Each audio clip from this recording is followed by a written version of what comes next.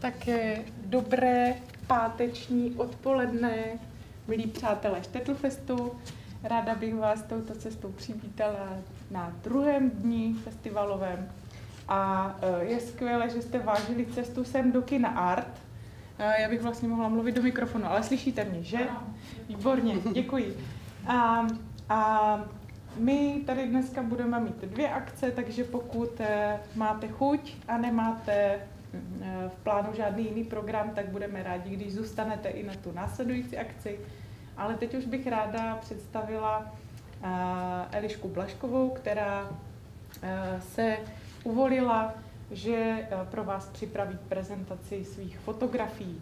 Eliška Blažková je česká fotografka, která studovala na Univerzitě Tomáše Bati ve Zlíně a také na Univerzitě Bezalel v Jeruzalémě fotografii a v rámci svých doktorských studií se mimo jiné věnovala také pedagogické praxi, takže vlastně touto činností se živí i dnes, pokud zrovna není na rodičovské dovolené. Takže já vlastně nechci úplně udělat spoiler na tu prezentaci, ale věřím tomu, že všichni tušíte, jaké fotografie, jakého typu se dnes budou promítat. My jsme tady tu prezentaci nazvali ve spolupráci s Eliškou Žena v Mea Shearim, a to je asi, bych řekla, všeříkající. Mea Shearim je ortodoxní čtvrt v Jeruzalémě, jak hádám tušíte. A ty fotografie, které se tady dnes budou promítat, si také případně budete moci v knižní podobě zakoupit po skončení prezentace venku, protože Eliška přivezla také své knihy, které vyšly v roce 2018 a které byly vlastně takovým výstupem doktorské práce, jestli se nepletu, a které ta kniha se vlastně jmenuje Charedim, což je výraz, který se používá v židovském prostředí pro ultraortodoxní židy. Doslova to znamená bohabojní, to znamená, že bychom to, co uvidíte, tak to je vlastně asi všeříkající. Co to všechno zahrnuje, tady ten pojem Charedim. A Eliška určitě o tom ještě bude mluvit. Takže předávám slovo Elišce a přeju vám příjemný zážitek. Já moc děkuji za představení. Bude lepší, když si vezmu mikrofon? Já to asi zkusím. ano. Asi jo. Že asi jo? Tak jo. Já hlavně taky děkuju moc vám, že jste přišli v tom horku, že jste dali přednost tady přednášce a Štetlfestu a ne Priglu třeba. A já bych začala první fotografií. Vlastně téma té mojí přednášky je Žena v Mea Shearim, ale já bych vám prvně chtěla ukázat, jak vypadá vlastně to prostředí této čtvrti. Mea Shearim je čtvrť v Jeruzalémě, která byla vlastně založena přistěhovalci z východní Evropy v 19. století a od té doby vlastně se tam změnilo pramálo. Ocitáme se tam v takovém jakoby bezčasí. Máme pocit, že jsme někde v době před 100-120 lety. Vlastně i to oblečení, které ti lidi nosí, tak vlastně je dost podobné tomu, jak se lidi oblékali dřív. A my je vnímáme jako takovou jakoby černou masu, v podstatě laik, mezi nimi nepozná rozdíly, ale oni se mezi sebou dokonale rozeznají podle toho, kdo má jaký kabát, kdo má jaký klobouk, vlastně k jaké komunitě patří. Někoho s mobilním telefonem, je to takový obyčejný tlačítkový košer, mobilní telefon, který vlastně rabíni povolili. Ty sekty, které žijí v Mea Shearim, jsou velmi extremistické. Já bych chtěla upozornit zpočátku na to, že to, o čem budu mluvit, nejsou klasičtí ultraortodoxní židé nebo běžní židé, když to takhle řeknu. Jsou to opravdu velmi, velmi uzavřené extrémní sekty. Tak aby tady nedošlo k nějaké mýlce. Nebudu mluvit tady pouze o ženách, ale na ty ženy se zaměřím trošičku podrobněji, konkrétněji a hlavně budu taky mluvit o tom, jaké jsem to měla já, jakožto žena, když jsem se rozhodla, že v tomto prostředí budu fotografovat. Ještě tady mám to. Tak. Já jsem začala teda fotografovat v roce 2011, když jsem odjela na stáž na Akademii Becalel do Jeruzaléma a zatoulala jsem se do čtvrtě Meašárim, která je vlastně jakoby v každém průvodci v Jeruzalémě, o Jeruzalémě nebo o Izraeli. A samozřejmě jsem na první dojem, jakožto fotografka, kterou zajímá ta vizuální stránka věci, byla fascinována tou exotikou, tím nějakým ztracením se v čase. A samozřejmě, že toto mě jako fotografku velmi volalo, proto jsem se rozhodla, že tady budu dokumentovat, tady vytvořím nějaký fotografický soubor. Místní Izraelci mě o to odrazovali, říkali mi, že to prostě není možné, že obyvatelé Meašárim nemají rádi fotoaparát, nemají rádi zobrazování a hlavně to není možné, protože jsem žena. Když žena s fotoaparátem přijde mezi ně, tak není možné, aby ji jako přijali.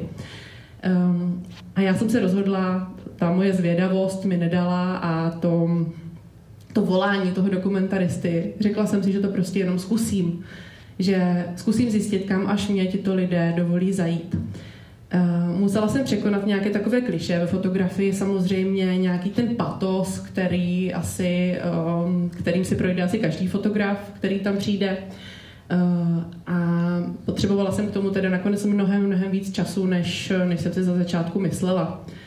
Nejprve jsem používala teleobjektivy, abych mohla fotit z dálky a po nějaké době jsem zjistila, že toto není ta cesta, že ty fotografie takhle nikdy nebudou dostatečně osobní. A navíc jsem sebou tahala strašně těžkou techniku, batoh vlastně asi 8 nebo 10 kilo těžký. A nakonec jsem tohle všechno odložila, pořídila jsem si menší bezzrcadlovku s širokouhlým objektivem, což ale znamenalo, že jsem musela přijít až úplně k ním. Na této fotografii vidíme takovou zajímavou věc a to je... Tady je to ukazovátko. Ano, tady vidíte jakýsi boj vlastně sionistických a antisionistických skupin.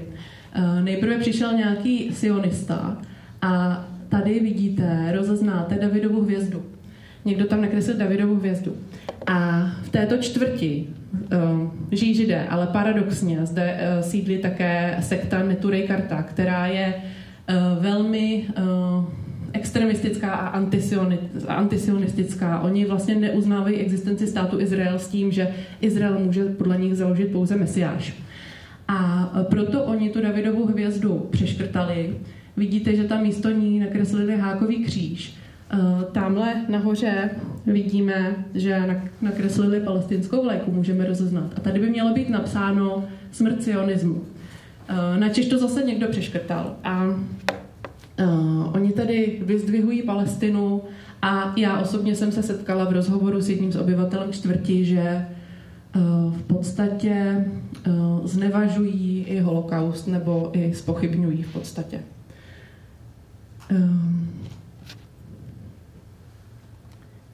Když mě moji přátelé a kolegové, spolužáci varovali, že to budu mít jakožto žena v této čtvrti velmi náročné, tak jsem si nedokázala představit, co mě úplně čeká. A tady vidíme vyfotografované chlapce, kteří se mě snažili jakýmsi způsobem vypudit. Házeli po mně ty přepravky, bylo to vedle takového trhu se zeleninou.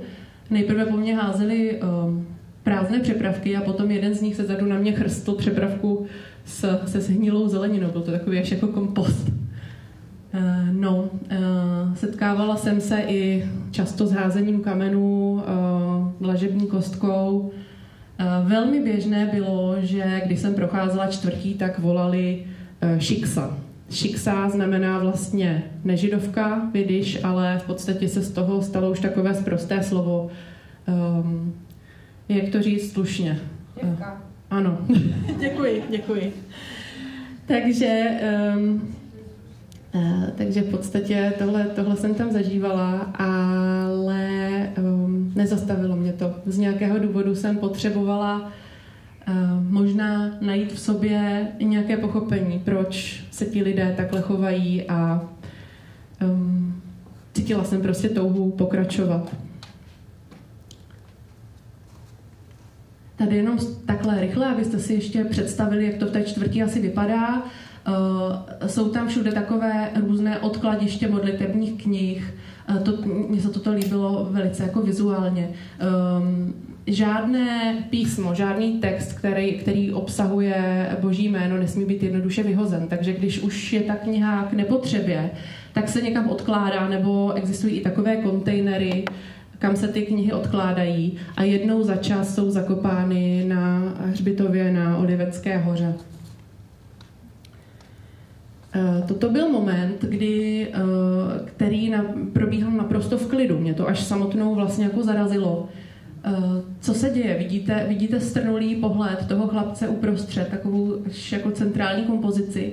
A já jsem si pak všimla, že u domu je zaparkovaná sanitka. On v tom domě někdo zemřel právě a ještě se vlastně snažili mu pomoct, ale doktor už pouze konstatoval smrt.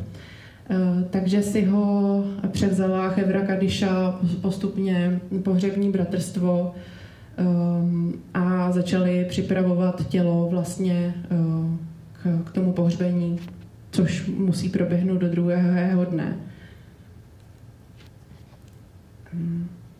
Když jsme teda u toho pohřbívání, tak toto je za mě jedna z nejzajímavějších fotografií ze souboru, i přesto, že je úplně jiná, nebo možná právě proto, že je úplně jiná než většina ostatních. Vy možná poznáte, kdo jste byli v Jeruzalémě, že tady nejsme v Meašárim. V Meašárim zrovna zemřel velký rabín a sjeli se 10 000 ultraortodoxních židů z celého Izraele, takže se do čtvrti nedostali a vlastně byli rozprostřeni až takto ven z té čtvrti, až na takovou velkou křižovatku. A já jsem slyšela z domu, kde jsem byla ubytována, takový jako zvláštní povyk, hluk, tak jsem si říkala, dobrý, tak zase nějaká demonstrace, asi já se tam jdu podívat. A vzala jsem fotoaparát, v kterým jsem měla pouze 1% baterie. A podařily se mě vyfotit 2 fotografie, než se vybil. A obě 2 se tady dostaly do knihy. I přesto, že jsem tam pořídila 1000 fotografií za těch 8 let, co jsem fotografovala. A prošlo to opravdu velkým editorským takovým očesáním. Tak obě ty fotografie, které jsem vyfotila, se tam dostaly. Vy tady možná vidíte, že i světlo působí tak trošku jinak, protože to bylo v únoru, takže to byla taková ta jakoby ještě zimní takové světlo. Ta obloha působila jako takový velký softbox a ono jim to dělá takový pěkný linie na těch kloboucích a i ta kompozice s tím semaforem a s tím mostem vzadu působí tak jako jinak. Když tak tato fotografie, kdyby vás to zajímalo, tak mám tady pár ještě plakátů na A2, které jsou určený k zarámování a je možný koupit je tam vepředu těch knih. Tak, dostáváme se do rodiny. Mně po nějaké době vlastně přestalo stačit to fotografování v ulicích. Chtěla jsem se dostat za ty uzavřené dveře těch rodin a věděla jsem, že to nebude vůbec jednoduché. Trvalo mi to rok, než jsem se do té první rodiny dostala.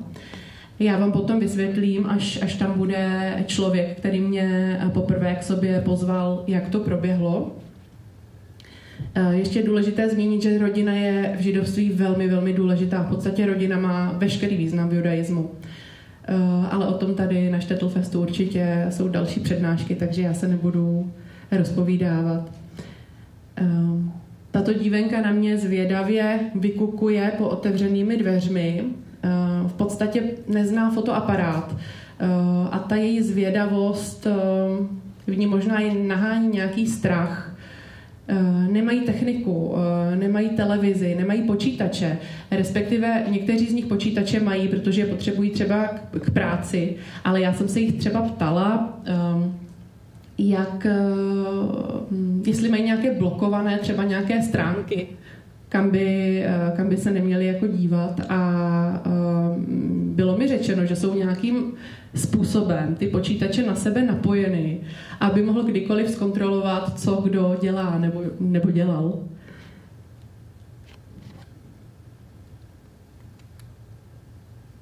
Tak, tady to je takový zajímavý pohled. Ty rodiny mají opravdu hodně dětí. Třeba i 5, 10, 15 dětí jako není výjimkou a žijí ve velmi takových skromných malých bytečcích. Tato rodina v podstatě měla jeden takový pokoj, kde spali ty nejmenší děti a rodiče. Ostatní větší děti byly tak jako rozprostřeny po všech chodbách a takové místnosti s jídelním stolem.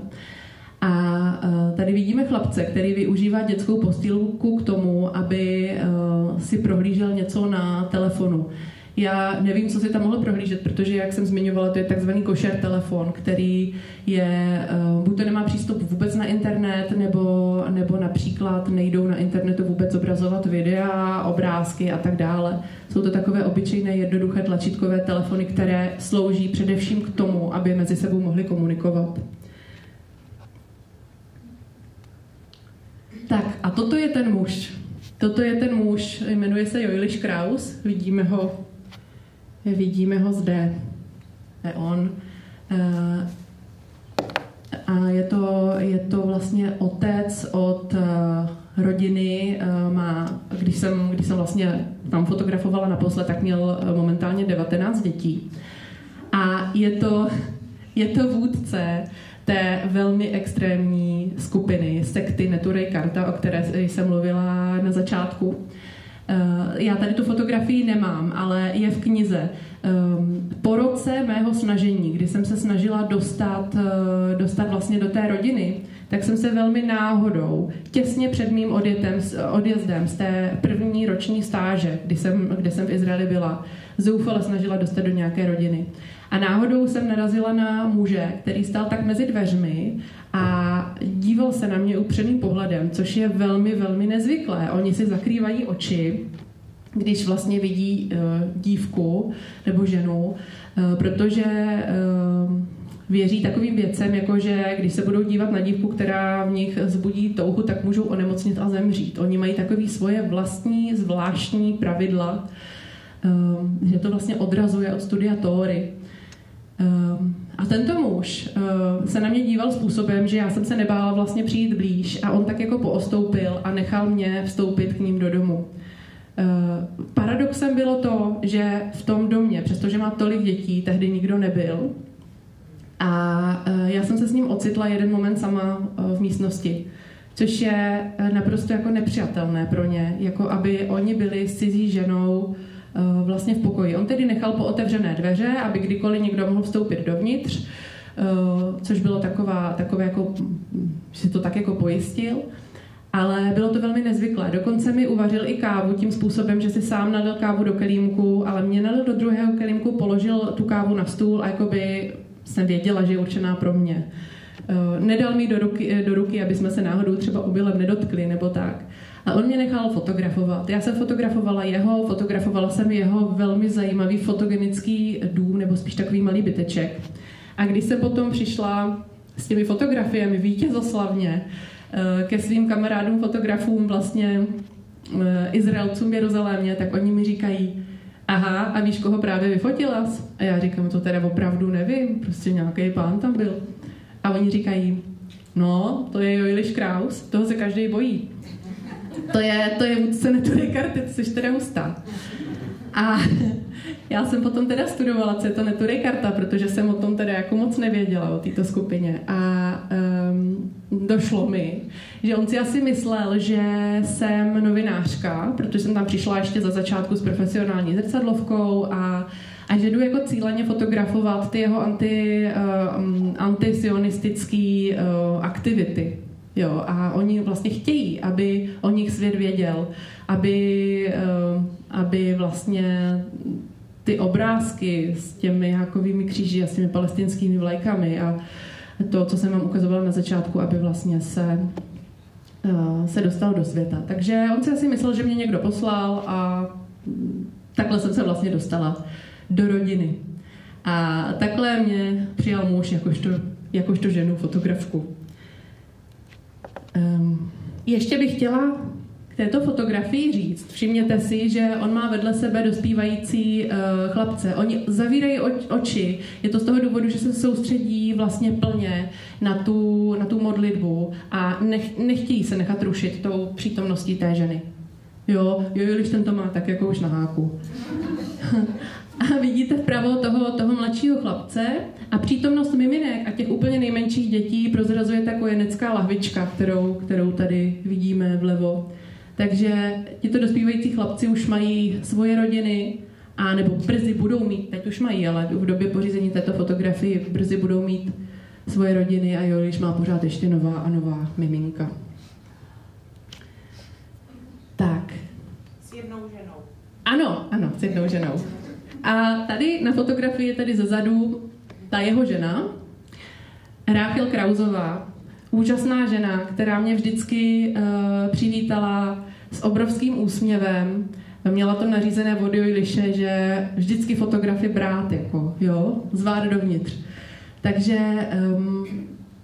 tady vidíte, že se tady ve velkým peče a vaří.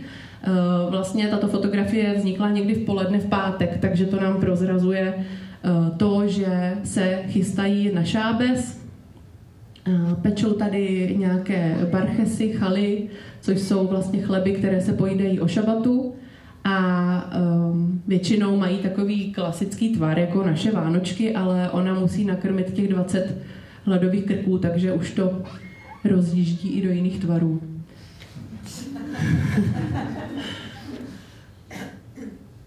Tak ještě si všimněte té malé kuchyňky. Opravdu v tomhle ona vaří pro sebe, svého muže a svých 19 dětí.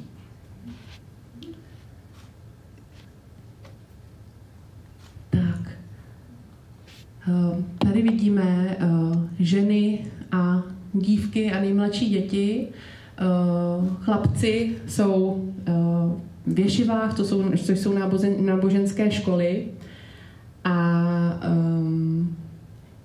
dívky, ty dospívající dívky se nejčastěji, nebo ty větší dívky se starají o ty nejmenší nebo o ty mladší sourozence s tím, že maminka se teda hlavně věnuje těm nejmladším. Ještě bych upřesnila, proč mají tolik dětí. Je to z toho důvodu, že oni s každým dalším dítětem vlastně věří tomu, že dosáhnou vyššího a vyššího božího požehnání.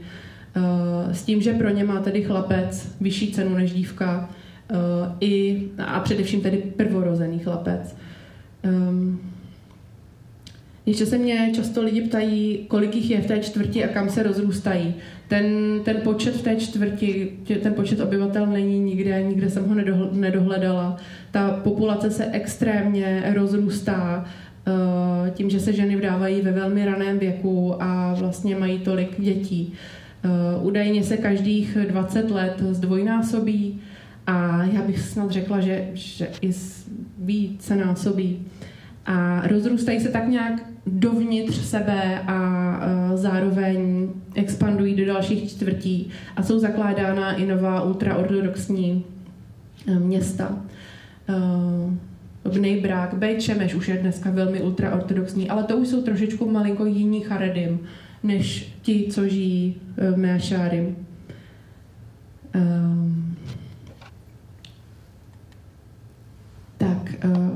Mě vždycky strašně zajímalo, jak se v tak malém bytečku, který má jednu místnost a jeden takový obýváček s velkým stolem, vyspí 15, 18 i více vlastně členů té domácnosti. A jednou se mi podařilo přijít vlastně v odpoledních hodinách do rodiny, kde takhle spaly děti a my vidíme, že oni vlastně několik těch dětí sdílí jednu postel.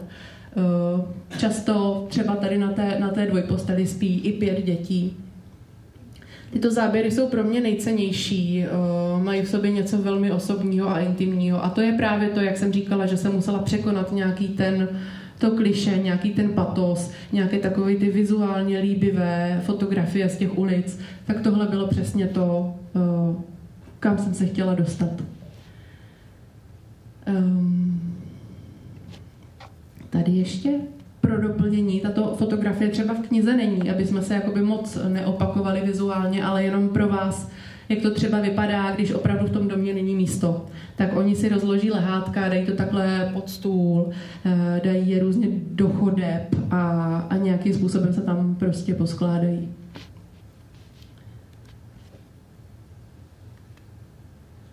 Tak, tady máme, to je Brit Mila, obřízka. Já, když jsem začínala, tak jsem vůbec jako si nedokázala představit, že se mi něco takového v tomto prostředí podaří vyfotografovat. Vlastně 8. den po narození chlapce přijde mohel, obřezávač takzvaný, a na znamení Abrahamovy smlouvy tu obřízku provede. Oni, vidíte, jak tady někdo drží hrneček s čímsi, tady, tak v tom mají bílé víno a na vatičce vlastně vatičku máchají v tom vínu a dávají to tomu miminkovi do pusinky ten 8. den po narození, aby ho vlastně jako nějakým způsobem uklidnili, no. Tak a teď, když mluvíme o ženách, toto je fotografie, která je na první pohled možná taková jednodušší, obyčejnější než všechny ostatní. Není tolik členitá, tolik se toho na ní jakoby neděje, než na těch ostatních. Ale o to silnější má příběh. Ta žena, která je na fotografii, tak já jsem ji potkala, když jsem byla se svým velmi dobrým kamarádem, učitelem z Akademie Becalel, Josefem Kohenem, tak jsme spolu něco fotografovali těsně před začátkem svátku Pesach. A tuto ženu jsme potkali před poštou a ona plakala, protože před svátkem byly zkrácené otevírací hodiny a ona plakala, že si nestihla nějak vybrat peníze a že vlastně doma má jenom jednu krabici macesů, což je chléb, nekvašený chléb, který se pojídá během svátku Pesach a že nebude mít co na jídlo. No a Josef, on je takový velmi jako dobrotivý, velký dobrák, tak vytáhl z peněženky 1000 šekelů, což je asi 6, no možná 7 000 korun na naše a ty peníze jí dal. Ona se ptala, říkala, že já si nebude moc vrátit, ale co pro ní může udělat. A on jí řekl, vem sebou Elišku domů, ona fotí takový projekt a ona potřebuje jako fotografovat v rodinách, tak ji vem k sobě domů a nech ji volně fotografovat. A ona řekla, tak jo, OK, jdeme hned. Tak jsme šli hned, já jsem se po cestě jenom bydlela jsem nedaleko trošku jako přioblekla, abych splňovala ten její dress code a procházeli jsme se po té čtvrti a ona se začala najednou vykrucovat, že její manžel, že by se mu to nelíbilo, ale že mi pomůže najít jinou rodinu, kde budu moc fotografovat. Tak jsme obcházeli rodiny a nikomu se do toho moc nechtělo, jenom jednu rodinu jsem vyfotografovala tak jako mezi vstupními dveřmi.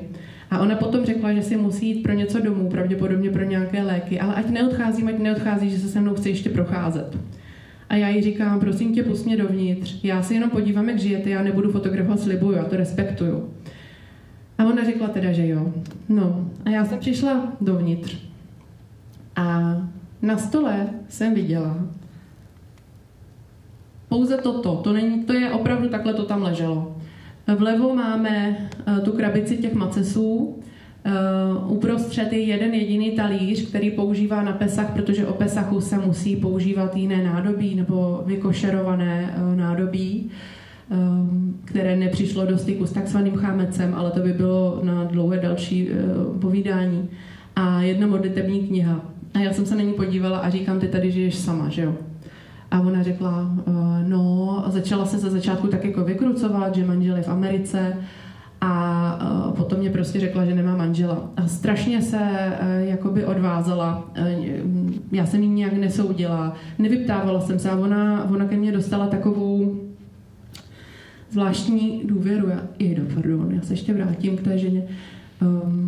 začala mi říkat, že se vlastně stěhuje z místa na místo, že žila i v Americe, proto ona mluvila trošku anglicky, z komunity do komunity a že střídá i různé obleky. A ona si v jeden moment sundala z hlavy tu pokrývku hlavy a měla oholenou hlavu, což dělají vlastně v dané ženy, že si ostříhají vlasy velmi nakrátko, aby už nebyly přitažlivé pro jiné muže, než pro svého manžela.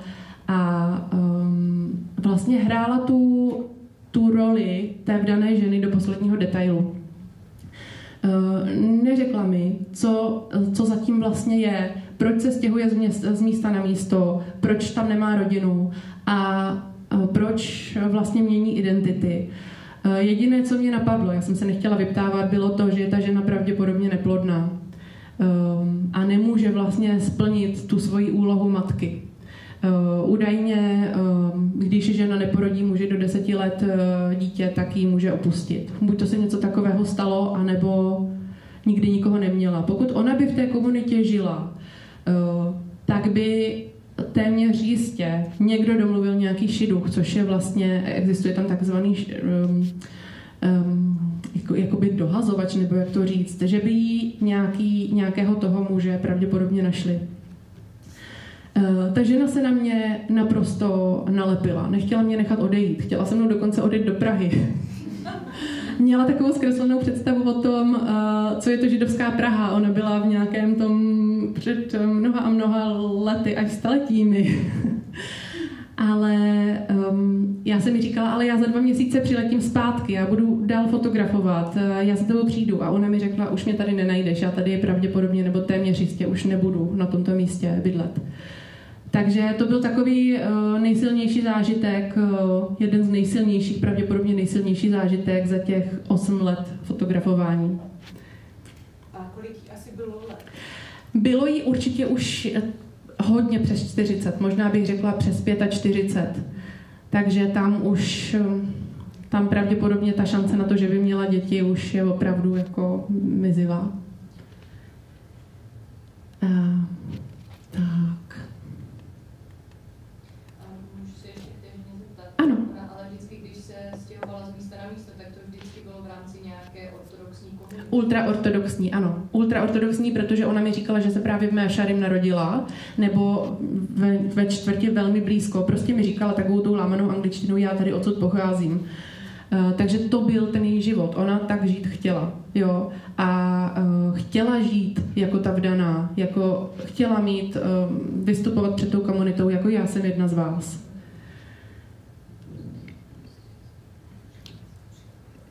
Tak, tato fotografie vznikla na ženské galerii v synagoze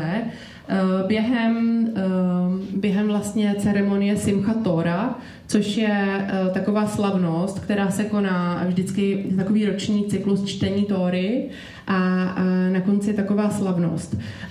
V té synagoze dole byli muži a velmi slavili, tančili, tancovali takových 7 tanců, každý další byl divočejší a ten poslední byl takový skoro až breakdance, oni tam jako metali kozáčky a bylo to strašně fotogenický.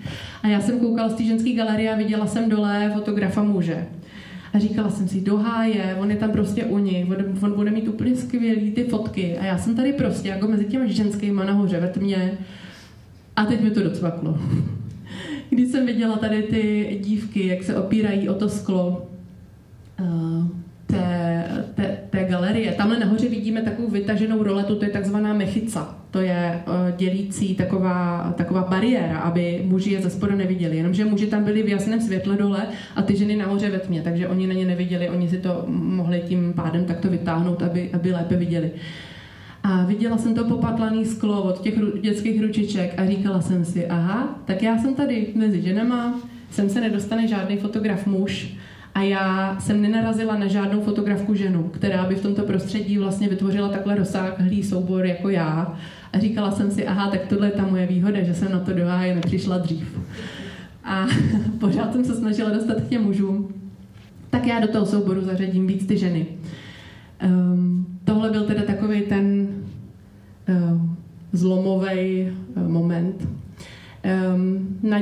Tady na té fotografii teda ne, ale ten můj projekt je u unikátní tím, že my na některých fotografiích vidíme obličeje žen, což je opravdu taková jako rarita. Oni opravdu nesnáší, nemají rádi, když ty jejich ženy jsou někde vidět, nedej bože, když jsou publikovány.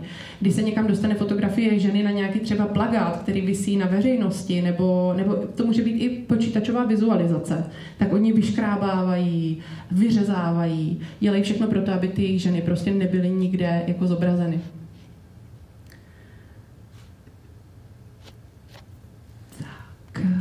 Tak a tohle je ta mechica, o které jsem mluvila. To je vlastně jindy, kdy jsem byla v synagoze na ženské galerii a tam dole vidíme, že se něco jako hodně děje.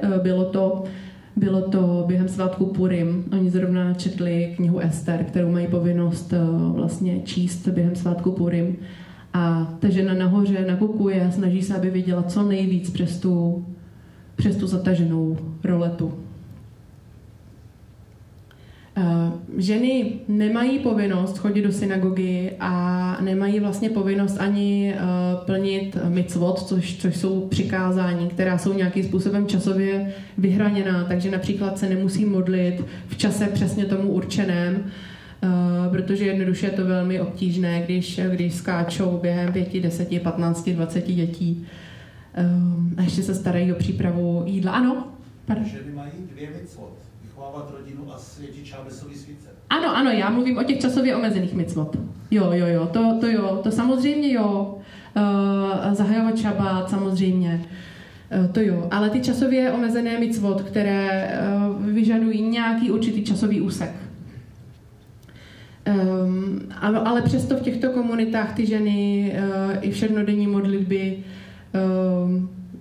poctivě odříkávají a o svátcích do těch synagog chodí v hojném počtu, že třeba jsem se kolikrát na tu ženskou galerii ani nemohla dostat, kolik bylo kočárků zaparkováno dole pod tím schodištěm, protože tam sebou všechny ty svoje děti musí brát.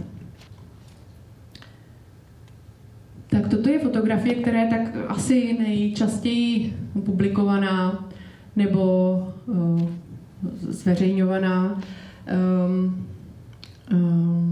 Tomu bych možná řekla, že ta role ženy v judaismu je nenahraditelná, protože židem se stává ten, kdo se narodí židovské matce, pokud teda pomineme konverze a tak dále.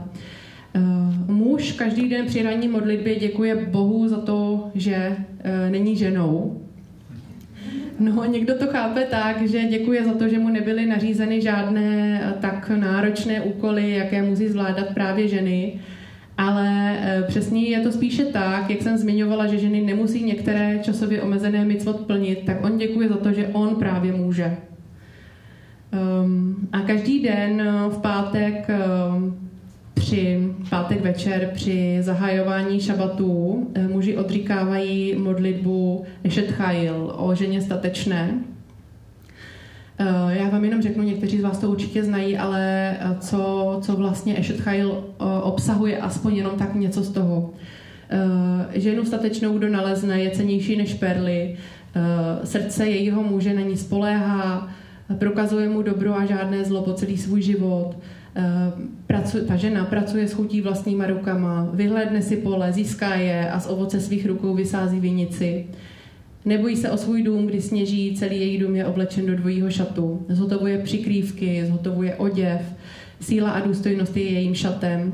S úsměvem hledí vstříc příštím dnům, takže ona to všechno odetře a ještě má úsměv na rtech.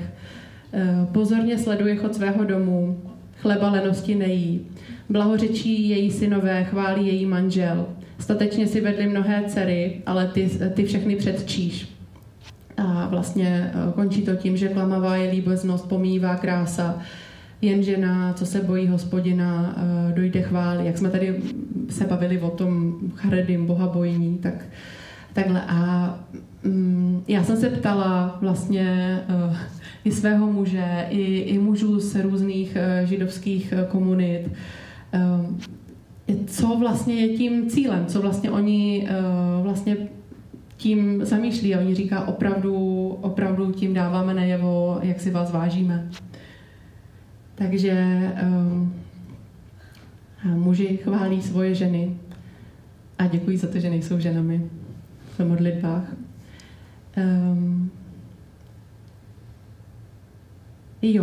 Ještě bych tady k té fotografii řekla, že oni si nezakrývají obličeje přede mnou, ale protože se tolik chtějí soustředit na tu samotnou modlitbu. Vidíme, že to jsou svobodné dívky, protože mají ještě odhalené vlasy. A tady vidíme takovou zajímavou igelitovou tašku s ortodoxní tematikou, takže vidíme, odkud ty ženy přicházejí. Tady vidíme, že opravdu ani to, že mají ty ženy, děti, i včetně miminek, kde ta péče je určitě náročná, tak jim to nebrání v tom, aby se věnovali zároveň praktikování a modlitbám. A tato fotografie, ano. Je to žena z Meašárim, která vlastně přišla ke zdinářku. Toto vlastně taky, akorát tady vidíme, že ty ženy jsou už vdané, a přestože to vypadá, že mají vlastně vlasy, že nemají na hlavách žádné čepce nebo barety, šátky, tak to jsou paruky. Je běžnou praxí, že si žena ty vlasy ostříhá a vlastně tu hlavu si zakryje parukou. Což vlastně symbolizuje ten závazek, který dali svému manželovi.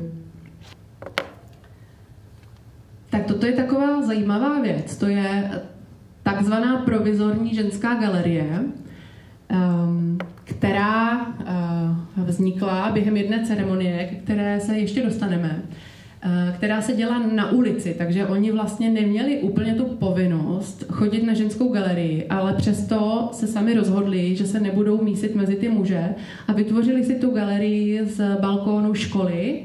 A tady vidíme třeba v těchto místech, že si tam vytvořili i takovou provizorní mechicu, tu vlastně zástěnu z nějakého takového, není pletivo, ale něco plastového to bylo. A ty svobodné dívky mají ty sukně malinko kratší, ale minimálně teda kolena musí zakrývat. Mají punčochy, dlouhé rukávy, žádné výstřihy, to nepřipadá v úvahu. A ty vdané ženy, které vidíme tady, jak sedí, tak ty už mají ty sukně až úplně na zem a mají tedy přikrytou tu hlavu. Když mluvíme o těch pokrývkách hlavy, tak toto je fotografie obchodu s čepci. Jak už jsem říkala, podle halachy si musí, židovského náboženského práva si musí vdané ženy v přítomnosti mužů, nebo měly by si vlastně zahalovat, zakrývat vlasy. Úplně to neplatí vlastně v případě nejbližších rodinných příslušníků, ale přesto ženy v Meašárim tu pokrývku hlavy nesundávají ani v přítomnosti svého manžela, tedy během dne, protože Rachel Krausová mi řekla, že je to vlastně pro ní něco podobného jako kipa u mužů, vlastně z respektu před Bohem si tu hlavu zakrývá.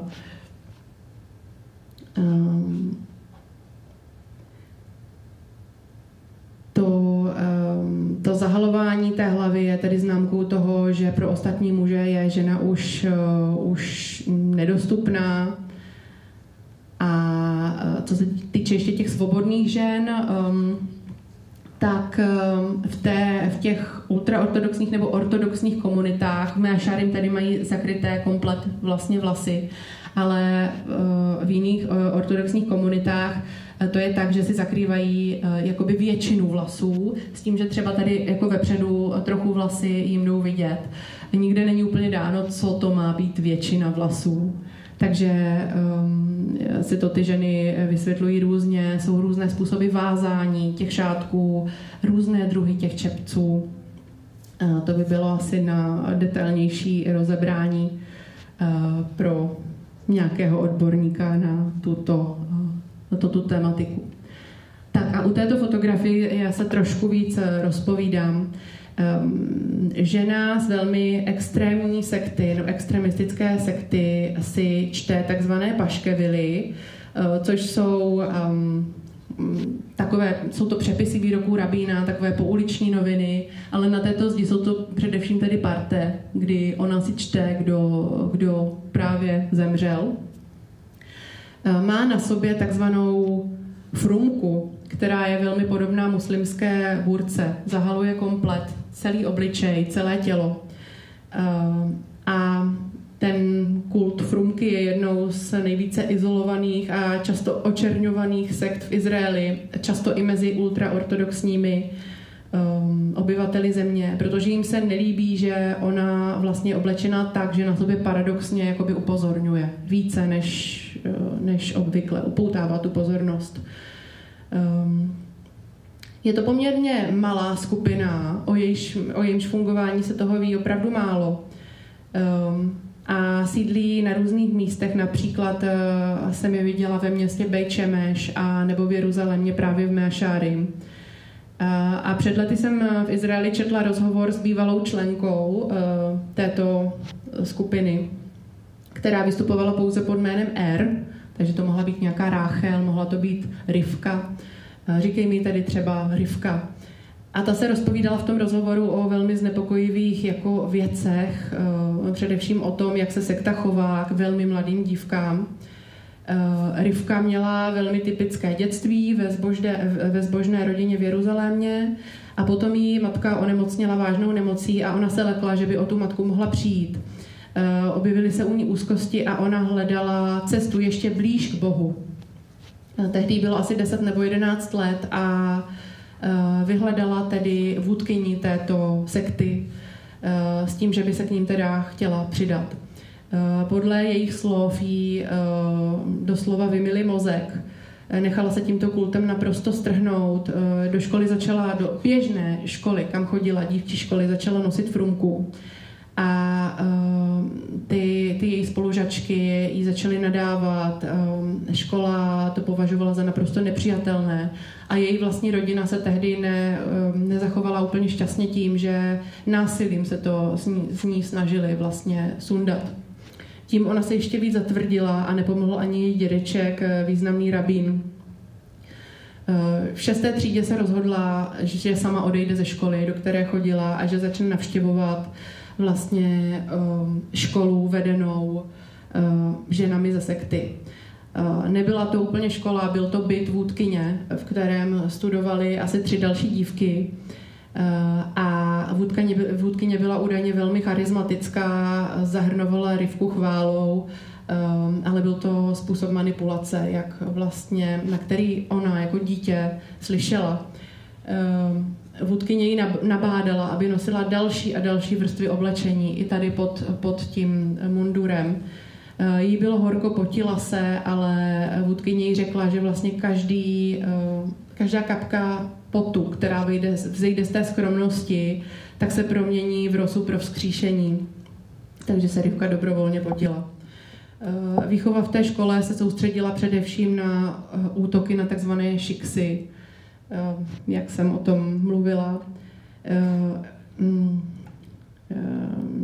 Já jsem několikrát zažila útok i jiný, než co jsem vám ukazovala vlastně v tom, jak na mě házely ty přepravky s tou zeleninou. Kromě toho, že létaly teda kameny a dlažební kostky, tak občas, já říkám ze srandy, že v Mea Šarim jsem se musela soustředit na to, co se děje přede mnou, co se děje za mnou, ale i co se děje nade mnou, v horních vlastně patrech domu, protože několikrát teda na mě vylili vodu s tím, že se mě snažili vypoudit z té čtvrti nebo mi zničit fotoaparát. A dokonce dívky z této sekty byly vedeny i k tomu, aby házely pytlíky s tělesnými výkaly, exkrementy a tak dále na každého, kdo vlastně není jedním z nich. Rivka brzy začala v té škole učit, úderem vlastně 13. roku převzala tu... Dobrý, to zvládne. Jasně. Můžete dál mluvit. Převzala vlastně tu kontrolu nad tou výukou a vlastně vůdkyně ji nabádala k tomu, aby dívkám říkala vymyšlené příběhy o tom, jak třeba matka uvařila svou dceru, protože byla nedostatečně zahalená a tak dále. No a Rivka se bála toho, že vlastně v těch dívkách vzbudí nějaké trauma, že to bude kontraproduktivní, ale vůdkyní říkala ne, prostě my je musíme udržet čisté za každou cenu. Jo, takže takhle to probíhalo s tím, že vlastně trvalo to několik let. Dokonce jí vůdkyně i donutila k tomu, aby si pod ten hábit dala brýle s velkým počtem dioptrií, aby ten svět, který oni považují za zkažený, ten venkovní svět, jakoby neviděla. Aby viděla jako rozostřeně, rozmlženě, takže ona si trvale poškodila zrak. Došlo to tak daleko, že její maminka, její stav se tedy nějak stabilizoval, tak ji přihlásila na kurz výtvarné výchovy nebo na výtvarnou školu, což bylo vlastně pro tu sektu nepřijatelné, protože aby měly dívky nějaké svoje koníčky nebo něco takového, na to vlastně jako nepřipadá tam prostor, takže byla z té sekty vyloučena a to ji vlastně zachránilo. Dnes žije v podstatě běžným takovým zbožným životem a na toto vzpomíná jako na takovou neúplně šťastnou epizodu životní. Můžu se zeptat, ano. v průběhu toho, co byla v té sektě, tak bydlela normálně doma s rodičema? Já tyto detaily bohužel nevím, ale pravděpodobně ano. Pravděpodobně ano, protože zůstala s tou rodinou normálně v kontaktu.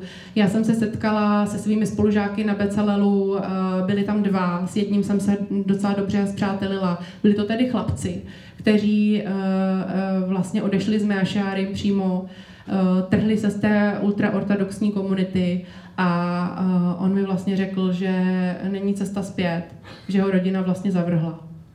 Takže Pohřbila. Ano, pohřbila doslova. Neexistuje. No. Takže tady to ona byla opravdu dítě, jo. Toto bylo období mezi vlastně nějakým 11. a 14. rokem života. Tak, teď ještě 10 minut, takže já velmi rychle proběhnu další fotografie, když tak si můžete potom prohlédnout knihu, které jsem fotografovala. Nesoustředila jsem se tady pouze na ty ženy, jak jsem říkala, ale i na různé ceremonie, rituály, svátky, které se děly během židovského roku. Toto je ceremonie kaparot, která se děje vlastně den před Jom Kippur, což je vlastně takzvaný šabat šabatů. A ta ceremonie spočívá v tom, že muž se musí vykoupit ze svých hříchů nějakým způsobem. A on koupí kohouta, žena koupí slepici, tou 3krát zatočí nad hlavou, vlastně odříkají smírčí modlitbu a tím se nějakým způsobem vykoupí ze svých hříchů. A takhle vypadaly vlastně ty přepravky s těmi kuřaty, co tam byly. Tady přihlíží chlapec, drží kuře a drží cigaretu. Kolik mu tak asi může být? 12? To jsem tam viděl naprosto běžně, vlastně kouřící děti. Další fotografie z ceremonie kaparot.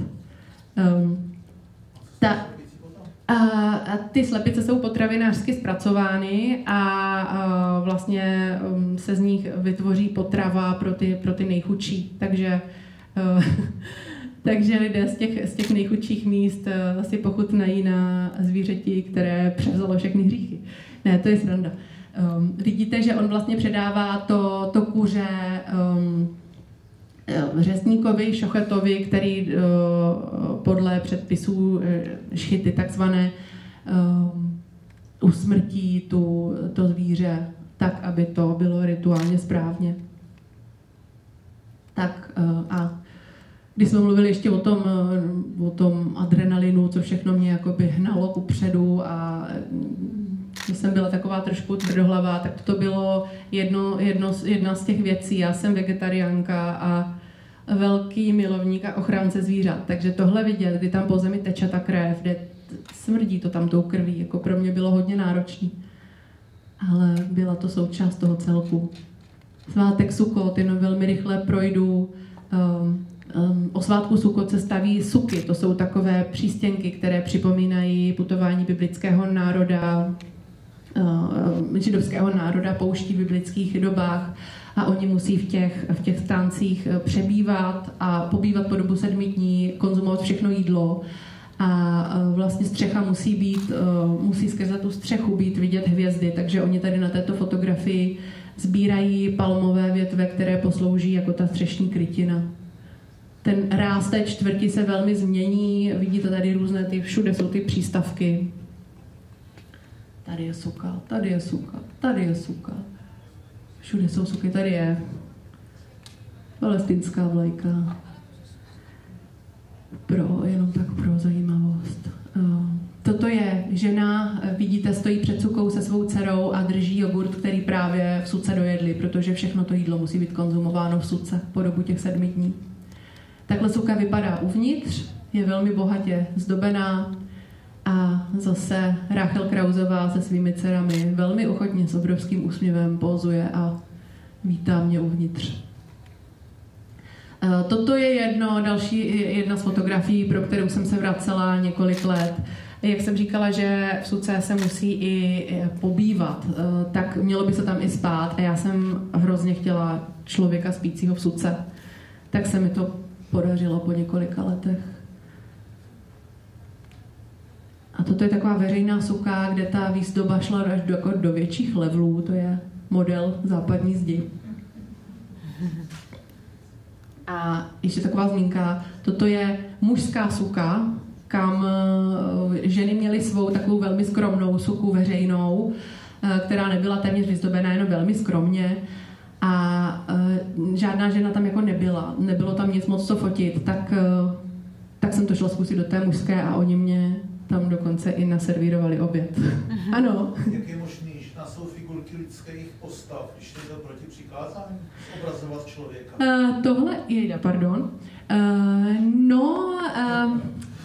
To je otázka, ale je to údajně model, který je několik desetiletí starý. To samozřejmě bylo proti pravidlům už i tehdy. A ten majitel té suky, nějakýho dědeček nebo pradědeček to vyrobil a on ho prostě na jeho počest pořád tam vystavuje. No. Je teda pravda, že... Prosím? Je to modla.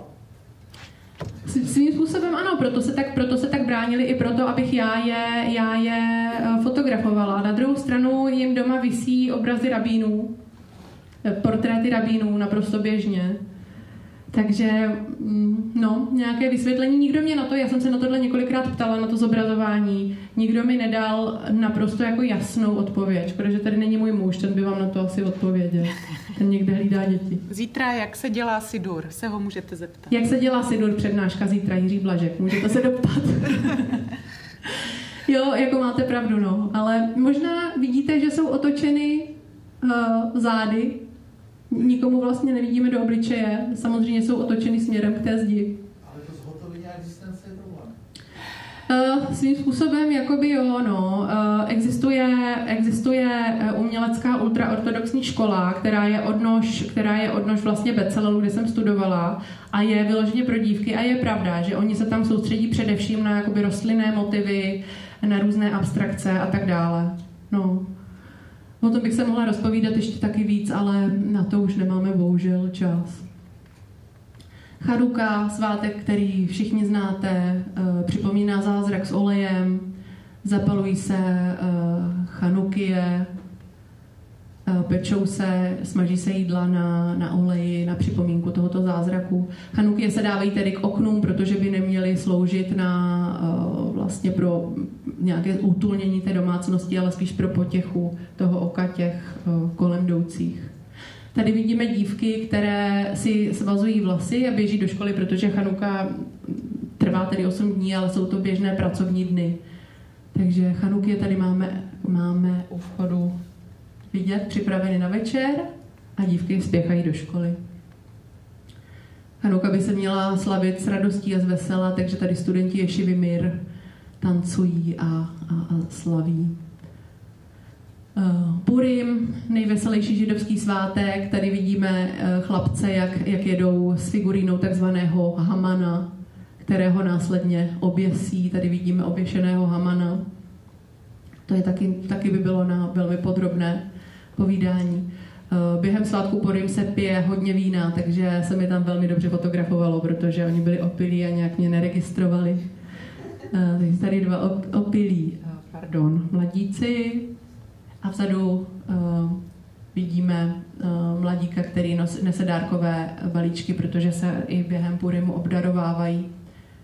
Dávají si různé porce jídla a tak dále. Tak tady vidíme chlapce, kteří to trošku přepískli s tím vínem. Já jsem tam byla schovaná pod takovým jako stolem, který měl takový přehoz a čekala jsem, protože jsem věděla, že ten chlapec nebo ten student se pozvrací, což se stalo. Já jsem musela být jakožto dokumentaristka vždycky tak jako pracovat s intuicí a být vždycky pár vteřin dopředu, abych jako předvídala, co se stane, protože tento okamžik se mi stál za zády. Jak on na vteřinu naskočil, ten opilý muž na to projíždějící auto a musela jsem se otočit a rychle to cvaknout, protože o takový záběr bych nechtěla přijít. Děti počítají drobné, které během Purimu dostali a tady vidíte, že dívky, oni nosí i kostýmy během Purimu. Nejčastější kostým je kostým nevěsty. To je zajímavý, protože to je pro ně víc než jakákoliv Disney pohádka. Prostě nevěsta, matka, žena. To je to, k čemu oni vzhlíží. To za co se chtějí už od dětství jakoby převlékat. Tady jsem během Purimu na ženské galerii a opět jedna nevěsta, druhá nevěsta, třetí nevěsta. Pesach jenom rychle proběhnu. Pálí se takzvaný chamec. To jsou všechny kynuté potraviny a těch pravidel kolem toho je spousta. Takže se veškerý chámec musí spálit a po dobu svátku se vlastně konzumují, jsou speciální košer pravidla, musí se vykošerovat nádobí. Tady je ten pramen, o tom jsme si povídali tady s paní novinářkou, která je tady v publiku. Pramen vody, protože oni musí zadělat těsto na macesy, na chleba maca a nemůžou ho dělat jen tak z vody z kohoutku, protože ta je zanešená různými nečistotami. Takže já jsem se dostala po několika letech do hor za Jeruzalém, kde oni brali vodu přímo z pramene a čekali na příchod velkého rabína, aby tu vodu požehnal. A ono se pořád nic jako nedělo. Já jsem tam byla, čekala a potom se jeden z nich odvážil a přišel za mnou a požádal mě, abych odešla, že přítomnost ženy způsobuje, že ta voda jako není dostatečně košerná, že jim svou přítomností znesvěcuju. Takže jsem musela odejít, tohle já naprosto jsem jako respektovala a oni si mohli nabrat vodu. Pro mě bylo tahle fotografie dostačující. No, ale paradoxně, po několika letech jsem se dostala přímo do pekárny macesů. Tady vidíme, jak děti tatínkovi pomáhají odvážit těsto na mouku. A je to vždycky takový velmi rychlý proces. Od zadělání těsta do upečení nesmí uplynout víc než 18 minut, takže oni opravdu jedou jeden macet za druhým a po každé té várce musí dokonale vyčistit tu pracovní plochu, aby tam nezbyla částečka toho vlastně těsta z předchozí várky, protože ta už by nebyla dostatečně košer. Tady vidíme pána, jak je z toho tady už vyčerpaný. Tak, tady jsem šla přímo teda k peci, kde už jsou vytaženy ty hotové macesy. Ano, tady jsem šla do rodiny se podívat, jak to tam vypadá o Pesachu a oni nejenom, že všechno vyčistí, mají speciální sady nádobí a tak dále, ale i obalí komplet celou linku alobalem, aby třeba ve spárách dlaždíček nezbyla nějaká troška nějakého chamecu nebo nějaké nečistoty. A Lag BaOmer, to je takový svátek, kdy se zapalují ohně a trval tedy jenom jeden den a já jsem kvůli té fotografii těch ohňů tehdy letěla do Izraele. Stála jsem v takovém davu a tady vlastně někde v těchto místech byla ta nachystaná ta vatra, kam oni vlastně po jednom chodili a přihazovali vatu namočenou v oleji s tím, že potom přijde rabín a zapálí to. Jenomže rabín přišel a byl velmi starý a nemohl chodit. Takže oni ten vozíček, který byl tady uprostřed záběru, takhle odvezli z mého záběru. A já jsem, protože jsem tam stála v tom davu těch lidí mezi těmi ženami, jsem nestihla vyběhnout na jiné místo, abych to stihla zapálit. Takže z té mé cesty do Izraele vznikla tehdy pouze jediná fotografie a ta byla tato, která na první pohled s Lag BaOmerem nemá nic společného. Muži na tribunách vlastně. Ale nakonec grafik vybral tuto fotografii na obálku knihy, takže to nebylo zbytečný. No a další rok jsem tam teda letěla znova a už jsem věděla, kam mám jít a zajímaly mě spíš takové rodinné vlastně fatry, kde oni si to takhle chystají a tatínek s dcerami čeká na soumrak. Tak jo. A tady, jak jsem mluvila o té improvizované ženské galerii, tak ta je tady nahoře. Jak byly ty ženy na tom balkóně, jestli se pamatujete. Tak tam jsem byla nahoře a jelikož vlastně ta ceremonie se konala na ulici, tak já jsem klidně mohla sejít k ním dolů a vlastně fotografovat i tady, jak ti muži vrství. Tak a tady přišel už rabín, zapálil, to už byl trochu mladší rabín a takový. No a tady ten muž, tomu se samozřejmě nelíbila ta moje přítomnost, ta ženská přítomnost, takže se otočil a plivl mi do obličeje. Toto je poslední fotografie a zase další taková fatra. A takhle vypadá tedy kniha, i limitovanou edici jsem měla, kterou jsem vydala na přelomu roku 2018-19. Já bych vám ještě, než se dostaneme k dotazům, pustila pár vteřin video, jestli byste ho tam mohli, abyste si dokázali představit, jak to vypadalo, když jsem tou ulicí procházela. Já jsem si v jeden moment řekla, že si to natočím. A byl to takový jako slabý odvárek.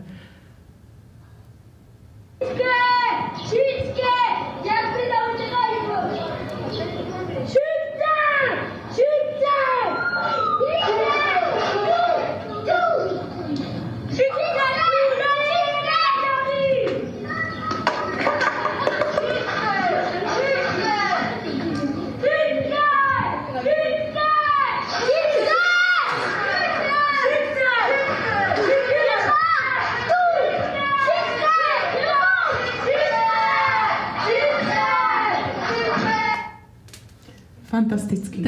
Takže křičí šiksa v podstatě. To úplně skvěle nahrává na moji otázku.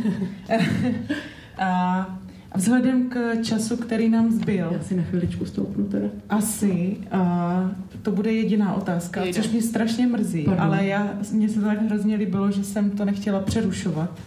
Tak, protože za 15, respektive 20 minut začíná beseda se Sárou Blau, tak jestli mě to nebudete mít za zlé, tak já položím tu svoji otázku, která možná bude korespondovat i s tím, na co byste se zeptali vy. A potom bych vás odkázala na kavárnu Kina Art, kde byste případně ty své dotazy Elišce ještě mohli položit. Klidně, nebo může doupřesnit i můj manžel judaista, jestli tam tedy ještě s těmi dětmi. A ta moje otázka by byla, Eliško, zažila jste za celou tu dobu, kdy jste fotografovala nějaký moment, kdy jste si řekla, končím, tohle už nebudu dělat, anebo mnohokrát. A byl nějaký takových jako hrozně silný, po kterým jste si říkala, že už to fakt nebudete, ale pak vám to nedalo třeba. Já jsem několikrát upřímně odcházela se slzami v očích a říkala jsem si, proč, když já přicházím s otevřeným srdcem, proč oni mě tolik vyhání. Vždyť přece nedělám nic špatného a já jsem vlastně narážela na bariéru sama v sobě, kterou jsem musela překonat. Já jsem vlastně blokovala sama sebe tím, že jsem nedokázala pochopit jejich úhel pohledu. To, že oni vyrostli v prostředí, kde nepoznali nic jiného a nemají absolutně šanci dívat se na tu situaci našima očima. Takže vlastně úplně ne. Já jsem postupně celých těch 8 let překonávala nějakou bariéru sama v sobě, až jsem se na to vlastně úplně povznesla a musela jsem mi vlastně pochopit. No, spíš hnací motor byl ta žena, o které jsem mluvila, ta neplodná žena, že musí pokračovat, jsou tady i tito lidé. Moc děkujeme za celou prezentaci i za ten fantastický projekt. Jehož výstupy jsou podle mě dechberoucí. Nevím, jak to vidíte vy, ale moc děkujeme Elišce za prezentaci fotografií i za to nasazení. A jste zváni k tomu se případně Elišky na něco zeptat v kavárně a jste zváni k tomu si případně zakoupit některou z publikací, kterou Eliška dovezla. Moc děkujeme. Děkuju taky. Děkuju.